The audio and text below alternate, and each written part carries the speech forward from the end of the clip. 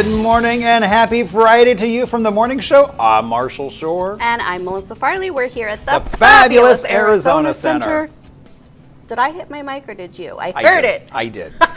We're new here. I was a little too zesty, exuberant. Yeah. With my fabulous Arizona Center. You look fabulous. So, today. well, thank you. Yeah, I like the glasses. I like the shirt. It's a good look. Well, I spent a lot of this weekend. I did a lot of yard work and cleaning and everything else. So, couldn't find stuff.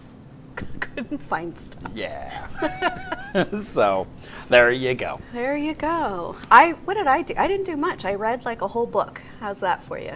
Yeah. Nice. I read Dream Hotel by, I never say her name right, Lana Leilani? It's a lot of L's, yeah. So you got this book at IKEA?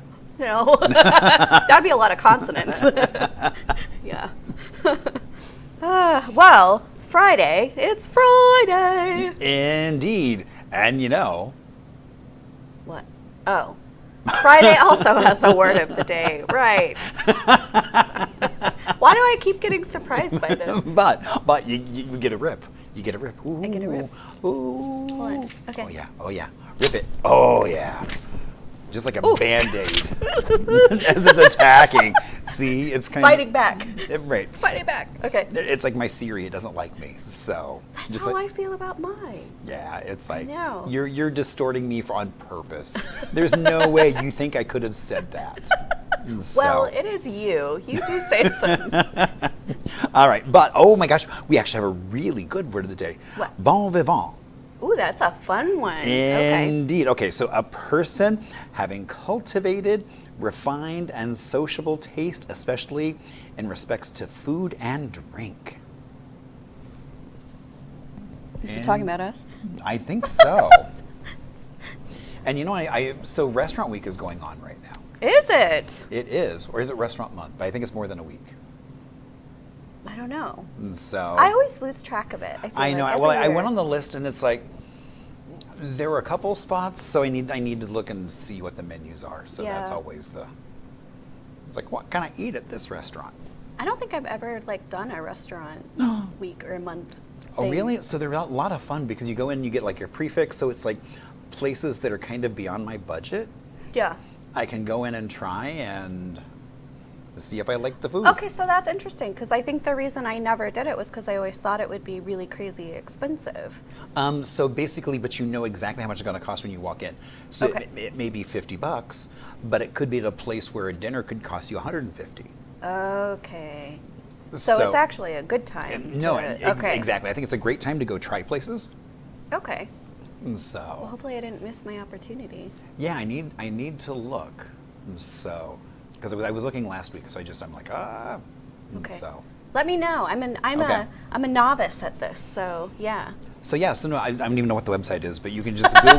Basically, I think it's like Phoenix Restaurant Week or PHX Restaurant Week. Yeah. And then you can click on a list of restaurants. You can click on type of cuisine. You can click on if you're looking for like vegetarian, things like that. So, fun. Okay. But a lot of places are flexible. It's like, if they don't have anything, because I always call in advance and be like, hey, I can't eat anything in the first course. Oh, because you're a vegetarian. Yeah. Right. Okay. So what can you do? So we can swap that out.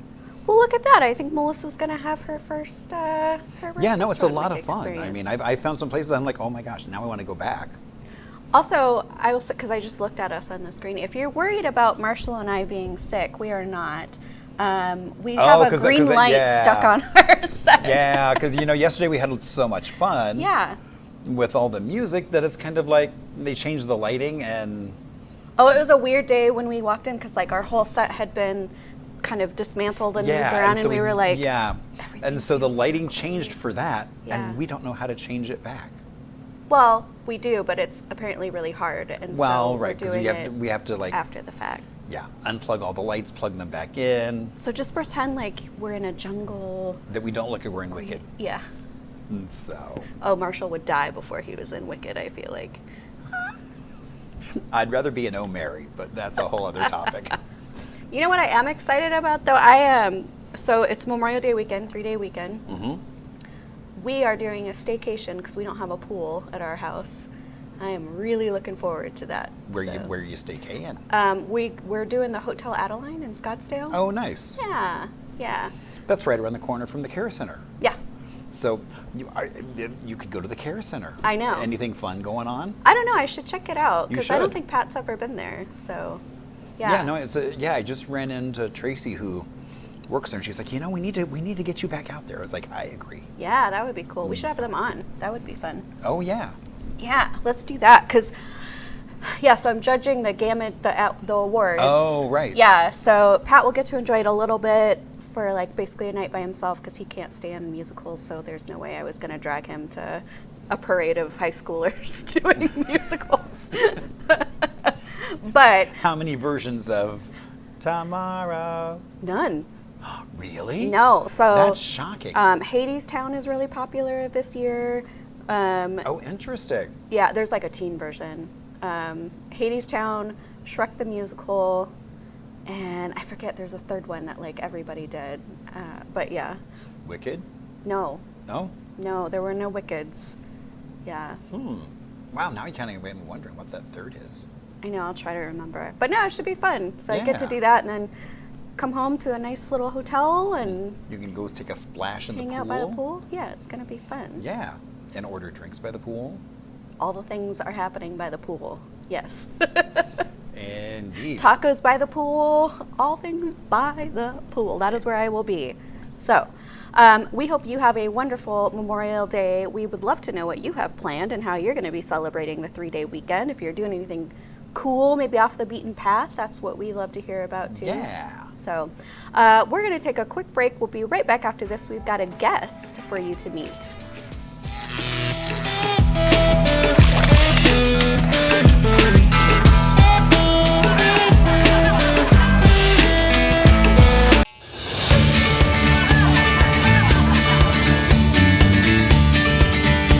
Welcome back to the morning show. I'm Marshall Shore. And I'm Melissa Farley. We're here at the Fabulous Arizona Center.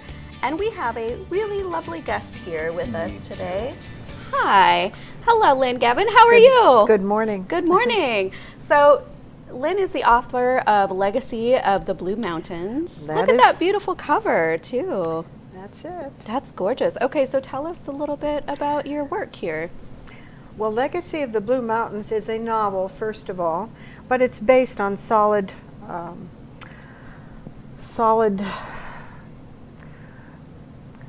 trying to think of the right word to put in there. I'm sorry, I just went blank. But the ways that the people interact with one another and the ways that they are living are all very authentic. Okay. And I've worked very hard to keep it right in line with Apache culture. Okay. So it's not a historical fiction? It is a historical fiction, except it's in the present, and which I'll explain. Okay. People, when you go to school, whether it's middle school, high school, or college, when you first learn it, and you find out that the date that they give you for the end of the Indian Wars is 1886. 1886 is when Geronimo surrendered. And the only thing is he did surrender. He certainly did, and he had about 35 to 40 people with him that also surrendered. But there's a whole lot of people that did not surrender, and that's history. So I took that fact, and we know also for a fact that those people, which were primarily Chiricahua Apache, but there was a mix, those people stayed up in the Sierra Madre of Mexico. We know for sure to the end of World War II and probably into the 50s, as late as 59. Oh, wow. Which is kind of wild when you think about it. And so I took that fact and I thought, well, if they lasted till 59, maybe they could last longer in a novel. And so I put it in the present. And all of the adults in reality, in history, had passed away or had been killed raiding or whatever. And there weren't any children left by 59. 59, by the way, is the date given by one of the last Apaches who actually was a warrior with Geronimo. Okay. His name was Jason Betsinas. And if anyone in the audience likes to read about Apache history, they need to get hold of a book by him called I Fought with Geronimo. He's the only Native American that ever wrote, an Apache, that wrote a book about his adventures when he was a young man, and Geronimo called him out to go the last time to war against everybody. Yeah. And he lived actually 100 years. He was 1860 to 1960. Wow. And he published his book in 59. Oh, wow. So that's why I think he stopped with 59. He might have actually known some other Apaches that were somewhere else by then. But the people down in the Mexican valleys of Sonora and Chihuahua, they definitely knew that there were still, and for the lack of a better word, wild Apaches, people that were living off the grid up in the Sierra Madre, and that they were still raiding the little towns down in the valleys, which was a problem. Yeah. And occasionally they also Mexican people ran into Apache people and vice versa. Sometimes little children in various ways came into the villages. There's some really incredible stories about some of those children. So we know that that part's real, but I took them a whole century ahead, and what if they could have lasted till now? Yeah. And what happens then to a group of children who have been raised up high in the mountains, and they've been protected to a degree, but they've also been taught everything by their adults, and how to survive, how to find food, how to deal with the problems of life. And so what happens to them when finally they believe that all of their adults are gone? Yeah. And these kids decide, because they've been taught to decide when you have to make decisions, they decide that they will return to their own people, and their own people means Chiricahua Apaches, and the closest place is up in New Mexico, outside of Ruidoso. The Mescalero Apache had opened when the Chiricahuas were brought back from Florida and from Alabama. Okay.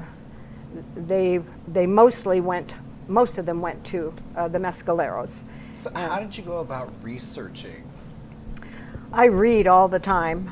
I'm a reader, and I ask a lot of questions. I do have various friends all over the place, and really one of the first things that started me going was when I lived in Cochise County, which is the site of an awful lot of interactions historically between particularly Chiricahua Apache and the rest of the world. And I was working for Cochise College. My title was Director of the Community Campus, and my job was to try and take classes out to as many places in the county as requested them, and also to bring people out, especially in Saturday one-day fun days, to learn more about the people that lived in Cochise County long before the rest of us had arrived. And I met several Apaches who came out when we were holding Saturday classes that took people to Fort Bowie. I don't know if you've ever been to Fort Bowie, but I have not. Well, you need to go. Okay. It's You on my list. So. And you need to go also. It's not a one-place trip. You also need to go to the Cochise Stronghold, which is one of the most fabulous places, I think, but I'm a nut for this stuff too. But Cochise's people lived in Cochise Stronghold, which is in the Dragoon Mountains of Cochise County, and in a kind of an opening between the mountain ranges. It's kind of a cup, if you will, inside the mountains. They never once were attacked there because they always had people up on the sides of the mountains watching, and in fact they were quite close to where Sierra Vista is today. And there was a fort there then, Fort Huachuca. It's still there. Yep. And when they saw the soldiers coming out, coming around the end of the mountain that indicated they were probably going to scoop into the mountains, the people that were posted to watch for such things would warn the group, the families down below. Everybody would clear out. Never once were they ever attacked in Cochise stronghold. Wow. It was masterminding at a level that you don't think of in regard to that. So I just find the stories from the Chiricahuas are just incredible. And then the stories of the afterlife. Everybody thinks all of the Apaches have been placed in different reservations, etc. But no, we know now that until 59, at least, maybe further, there were still what they call renegades, free living people in Mexico. That's really fascinating. Yeah. So where can people get your book? Where is it available? It is available online at Amazon. Okay. And I am speaking at different places. I don't have any place to give today, but perhaps you'd catch me on something like that. Yeah, I was just going to say, I mean, it's so fascinating, and to hear you talk about the story is fascinating. I wonder, Marshall, if you could recommend like some connections that maybe she could go speak and share this information in her book with people. I mean, I know, have you, just trying to think, there is like the Arizona Writers Guild, things like that. So they do meet up and have different festivals of just like Arizona writers. Sure. Well, I'm open. People are welcome to contact me if they like. I'm online at Lynn D. Galvin at gmail.com. Okay. And I'd be happy to discuss it with anyone.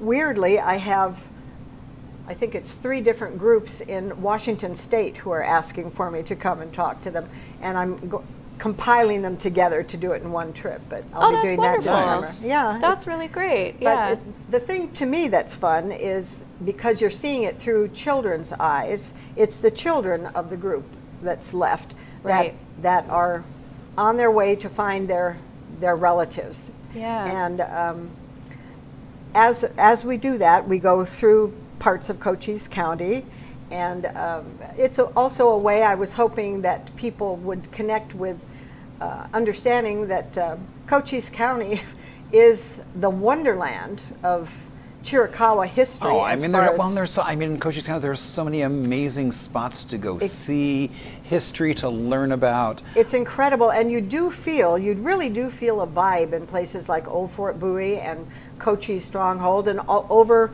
on the far, let's see, eastern side, western side, I think eastern side, the San Bernardino Ranch, which is a place that's been in history ever since people started writing, once they knew about it, and had everybody from the Spanish and, the Apaches first, probably a different tribe of Indians before the Apaches, then the Apaches. But it's just a place that there's nothing but history there. You go there and you learn all kinds of things.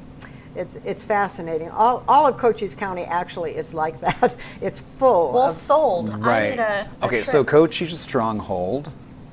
Bowie. Fort Bowie, Old Fort Bowie. Yeah. The San Bernardino Ranch. San Bernardino Ranch. There's. We need a notepad. I know. Well, that's why I'm saying these, so that we can go back later and just. It's like when I worked for the college, one of my jobs was to bring people into the county and to acquaint them with what was there. It seems to be like a kind of a well-known hidden secret almost. Yeah. But it's really, you go there and you start going to the different places that are in the 3 different valleys and in the mountain ranges, because the mountain ranges, the Chiricahuas alone. Well, I mean, are gorgeous. Yeah. I mean, they are so stunning. Worth going and to visit. The history in the Chiricahuas, Old Fort Bowie's in the Chiricahuas. But there's a lot more than Old Fort Bowie, actually. Right. Yeah. The ranch's histories, lots of stuff. Lots of stuff. Yeah. Really good. Oh, well, if you want to dive into this book as much as I do, and also it sounds like explore Cochise County a little bit better than you probably ever expected, please do support and find Legacy of the Blue Mountains on Amazon. And if you are interested at all in having Lynn come speak about the book, about her work, she would love to hear from you. So we've learned so much. This has been so good. fascinating. Yeah, this has been great. Thank you so much. And I'm certainly looking forward to reading your book, so can't wait for that. Yeah. And we're going to take a quick break. We'll be right back after this with our things to do, history, more All the shenanigans. shenanigans. Yeah.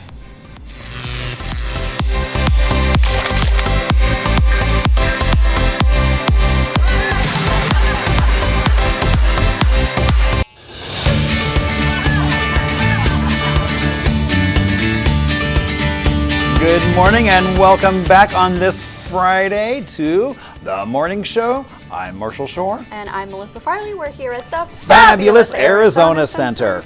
Yes. Indeed. We just had a great author tell us about her We did. book that's out. A lot of history. A lot of history. So let's just sandwich it. Give me some more history, Oh, Marshall. perfect.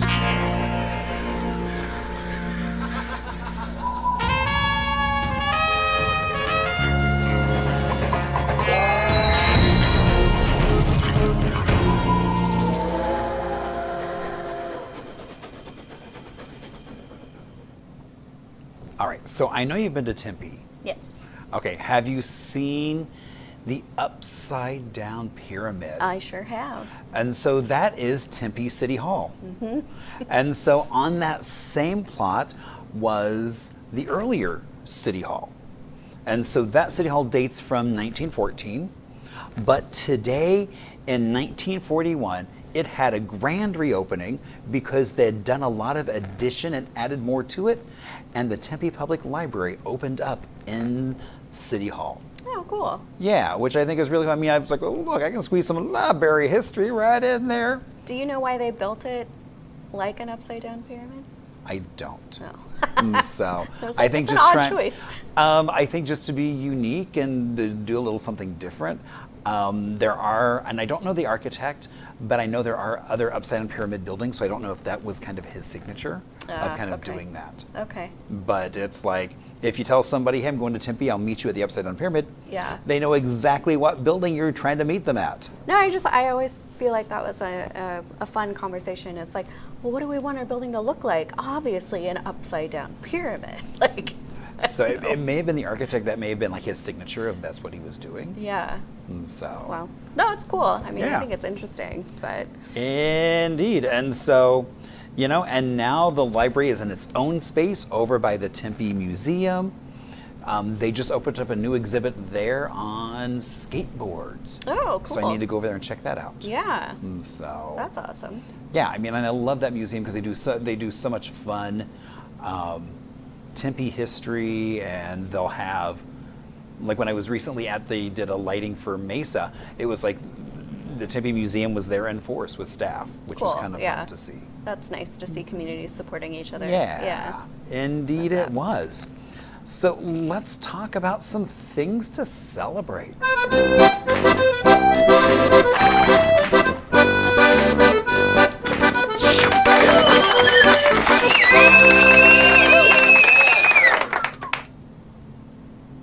All right, so this being the Friday before Memorial Day, when I was scanning all the different things that are celebrated today, Carb Day. Yeah! And I was like, oh, this will really excite Melissa. A holiday I can get behind. But What? then Oh, I no. discovered it's Carb Day, but they're saying carb is short for carburation. So basically it is tied to the 500, which happens on Monday.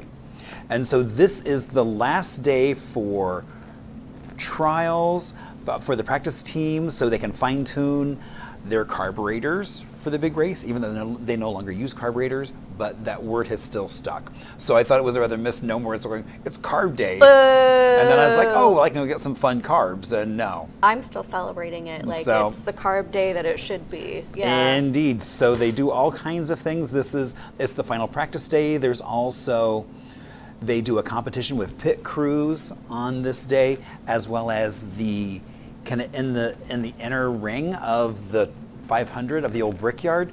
They do a variety of concerts and entertainment, so it's a fun-filled day. Yeah. Kicking off, I mean, oh my gosh, I remember as a kid, like, driving through with my parents, and there would be people with motorhomes out there hanging out on top of them and just waiting for the big race. It's like Country Thunder. Exactly. Yeah. And Carb Day is known as one of the biggest parties in motorsports, drawing fans from across the world who come just for the atmosphere as much as the racing. And it is quite an atmosphere. Sounds like it. Yeah. Yeah. Well, maybe I'll add that to my bucket list. And so Probably not. I probably won't. I'm going to say it's probably not going to be on your carb list of things to do. No. But I'm like, oh, I was like, brings back fond memories. Yeah. All right. So it is also Turtle Day. Ooh. And here, turtle means turtle. I like turtles. So Yeah. exactly. It's a chance to celebrate these ancient reptiles and highlight the threats they face, such as habitat destruction, illegal pet trade, and climate change. Yeah. Now, there are things you can do to celebrate. Well done. I like it. So, did you know that some turtles can survive for over 100 years? I did know that. So, which I think is really cool. And some turtles have existed for more than 200 million years, making them one of the oldest reptiles on the planet. Yeah, one of my favorite things, we've snorkeled in a lot of different places, and one of my favorite things has been, there's a spot, actually it's called Turtle Cove in Hawaii, in Kauai, and they are everywhere, and so you are snorkeling and you're just amongst these giant sea turtles. Oh, yeah, and wow. they do not care. Like, they're not shy about humans. They're just eating and doing their thing. They're just doing their thing. Yeah, and you can get really up close to them. So. Well, and you bring up a good point that it's like, turtles are everywhere because, Yeah. I mean, you have sea turtles, you also have desert turtles. Yep, yeah. So, and the whole range. Very cool. Indeed. Today is also Lucky Penny Day. Find a penny, pick it up all day long, you'll have good luck. Exactly, and that's exactly where it comes from, is that rhyme. Now, do you bother, before you pick the penny up, to look what you can see on the penny? Whether it's heads up or tails up. Yeah, I was always told if it was heads up, you take it. If it's tails up, you don't. But then you could also flip it over for the next person to find good luck. Oh, I never even thought about So that. there is always that That's nice. option. And pennies have been minted since 1793. I was like, There you go. 1990, that was a little Like, recent. no. I was like, yeah, 1793. And Ben Franklin is said to have designed the very first American penny back in 1787, featuring the phrase, "mind your business." Which I love that on like that a too. coin. It's like, mind your business. There you go. I feel like I want to make a t-shirt now. So that's something to do with that. I know now. It's like, and I was like, I didn't go back to try and find out what his penny looked like, but I was like, that's kind of fun. That is funny. Yeah. I'm like, oh my gosh. I like that. So, and then, I thought, how do we round this out? I was like, well, let's celebrate a food. Okay. National Taffy Day. Ooh. So it honors one of America's favorite beloved confections, known for its chewy texture, rainbow of flavors. It has been a staple on boardwalks, carnivals, and candy shops across the country. The day celebrates the joy of this sweet thing, and it is for people of all ages. I didn't realize the history of taffy is very much an American thing, especially saltwater taffy originated in Atlantic City. Yeah. I was like on that boardwalk. So, Yeah, my dad and Pat both love taffy, and surprisingly, or maybe not, one of the best taffy places that you can get like really yummy taffy is at Disneyland, because they have real talented like confectioners that Right. work there. Right. And yeah, so every time I go to Disneyland, I bring home like a box of taffy. Yeah. Very cool. Yeah, so happy Taffy Day. Happy Taffy Day. I'll be carb loading and eating taffy and watching turtle videos. This sounds like a pretty good day. I know, it's like, wow. And so, once you decide to put the taffy down, Boo. I don't know that. Well, you could just keep your box of taffy and just keep going bring and it eating. with me, yes. Exactly, and Yeah. travel. What are some things you could be doing around town?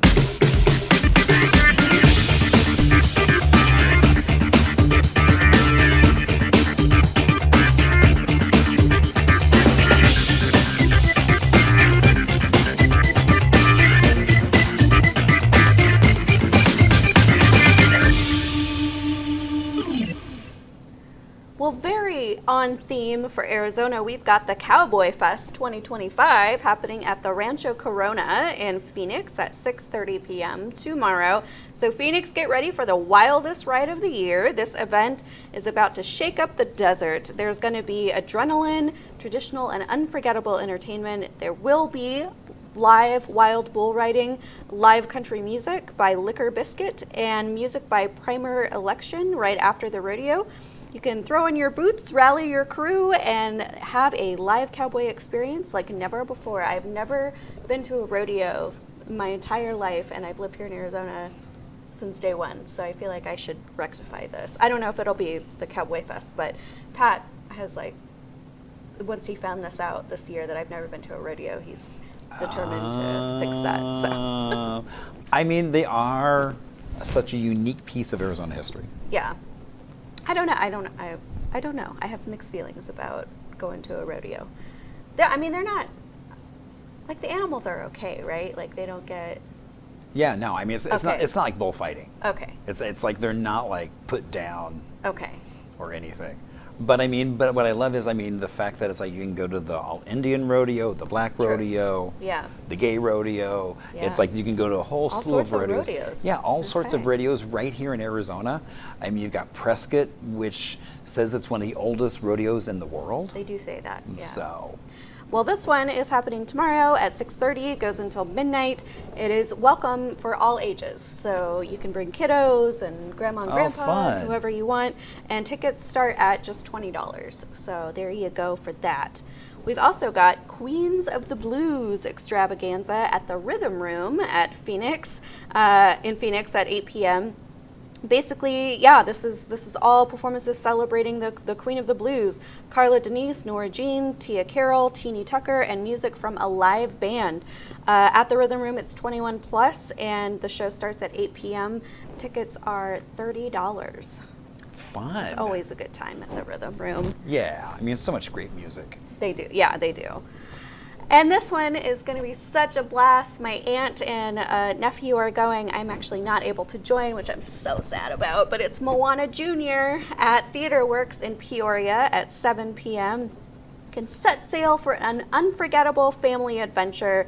It is going to be her daring journey across the ocean to save her people. It's a heartwarming story filled with music and really cool visuals and endless spirit, and this is again perfect for audiences of all ages. You can bring those little kids. It's from 7 to 8 p.m. It does run until May 25th, so you've got a little so bit you've of got some time to go see it. Just a little Nice. bit, couple days, and it's $20 that tickets start at, but you can get some better options if you want, Okay. depending on where you want to go. Right. I haven't been to Theater Works in a really long time, I but it's have not. actually a cool It little, is. little theater. They do some great productions They really out there. do. Yeah, yeah. We've also got performances at the museum, Calumet at the Tempe History Museum. Oh, at we were just 7 talking about p.m. them. Yeah. Yeah. So they were formed in 2001 by Eric and Jason out of their love for classic funk and soul. The band was a presence in Phoenix for years, playing shows with Kool and the Gang, Al Green, and George Benson. They are going to be at the museum to put on a show in the Valley, and this time it's going to be at the Tempe History Museum. We were just talking about the Tempe History I Museum. know. Yeah, so you can go see the skateboard Yep. show they've got up, and they have all kinds of other cool stuff up. So Yeah. go hear some great music and see some cool Tempe history. They're a super fun band. We had them play at Noche last year. Ah, yeah, and okay. they were a blast. Oh, that's what I was like, because I was like, where's that name sound familiar? I'm like, okay. Yeah, I was at Noche. Yeah. They're really great recommendation. I'm so glad that people told us about them because they were a lot of fun. And this is the coolest thing is this is free. It's totally free to go see them perform. That's what Yeah. I love about it. It's like Tempe History Museum. It's like when they do music, it's Yeah. There's also a really cool thing at the museum where you buy this little aluminum star with the ring, and you can do the old-fashioned of like select a letter and dunk, boom. Oh, fun. And it prints on it. So. Oh, that is cool. Yeah. Okay, we'll So do that I if mean, you go to yeah. the So I museum. mean, that go for that as well as all the other fun stuff. Yeah. Well, the performance is at 7. Do you think the museum will be open? I'm sure the museum will be Okay. open. Yeah. So that sounds like a good time, actually. Yeah. All right. We've also got Live with Jake Shane at the Arizona Financial Theater in Phoenix at 8 p.m. You can spend a night with Jake Shane, including interviews with every special guest and live advice to your Tell Me What's Wrong and What Did We Learn Today. He's a lover of audience interaction, so the show will definitely be one that will keep you laughing and engaged from start to finish. If you're like me and you're like, I don't know who this is, he started out on TikTok. That's why you don't know who he is. 'Cause Yeah. So yeah. Yeah, so he's a TikToker. Now he's coming on to the live stage at Arizona Financial Theater. So tickets do start at $50, and then the show is 8 p.m. tonight. We've also got the Wizard of Oz ballet performance at Pima Community College in Tucson at 5:30. So this is kind of your, you've got the weekend available to you. You can take a little trip up to Tucson and follow that Yellow Brick Road and join us for a musical journey. I've actually never seen a ballet rendition of the Wizard of Oz, so that's interesting. They are saying that this is a perfect show for audiences of all ages, and tickets are anywhere from $30 to $35, and they have an early show at 5:30 p.m. So there you my go. style, my kind of show. Indeed. And last but not least, if you want to go the opposite direction and head north to Prescott, we've got Moonlight Movie Night at Ken Lindley Park. That is in Prescott. It kicks off at 5 p.m. And they are going to be showing the Garfield movie, the 2024 version, which is actually really cute. So you can get ready for a summer of cinematic magic. They are doing a whole series of these. There's going to be family-friendly films, some delicious food, and it's just a beautiful place to kind of get together and gather and spend your night. So Do you think they'll have lasagna? that would be fantastic. So, I know. Could you do lasagna on a stick? Yes, So yeah. if you fried it. Yeah, no, that's what I was saying. It's like, if you like bad, it's like then you could put a stick Yeah, in if it, you and fried it, yeah. then you could have lasagna on a stick, which would be perfect for the Garfield movie. I hope you're doing that. If not, So- then Marshall has a really good That's idea. right. for I'll you. corner the market on lasagna on a stick. Lasagna on a stick. Coming next to the fair at you. Well, near Marshall's you. quitting the show because he has to go do his lasagna on a stick business. That's right. Yeah. Cornering the market on lasagna on a stick. Now I really want lasagna. I'm like, ooh, that sounds really good right now. Actually, my aunt has a really good recipe for, I like her vegetarian lasagna better than her meat lasagna. It's yummy. Yeah. Yeah. Well, anyway. I look forward to enjoying some of that on a stick. I'll let her know. Hey, we want to innovate. That's right. She'd be down. She's down for a lot of stuff. Okay. Well, we've got a 3-day weekend, and we would like to go enjoy it. I'm sure you would too. So we're gonna, kick off our shoes. I'll be out by the pool most of the weekend. But before we do that, we just want to remind you, if you have anything you'd love to share with us, events. Right. What did you do for your 3-day weekend? We want to know. Yeah. We want to make Ann dance because that's what she does. Whenever she gets an email or Instagram message from one of you, she does a really special dance. It's true. Marshall actually doesn't care at all about what you have to say. She just wants to see Ann dance. So, but no, you can shoot us an email at hello@onthemorningshow.com or hit us up on Instagram at onthemorningshow. Also, do not forget, we have 602 Day coming up. That's very right, coming up soon. very soon. Yeah, we're very June excited. 2nd. It's a Monday. And from 5 to 9, we'll be right here at the Arizona Center at 400 East Van Buren on the 11th floor, having so much fun. Yeah, it's going to be a blast. There's going to be so much happening. We hope that you'll come out and join us. It's totally free to attend. So do your Monday different, add a little magic to it, and we'll hopefully see you on 602 Day. But until then, have a great Memorial Day weekend. Stay safe. And we'll see you here next week. Yeah, we'll see you here on Monday.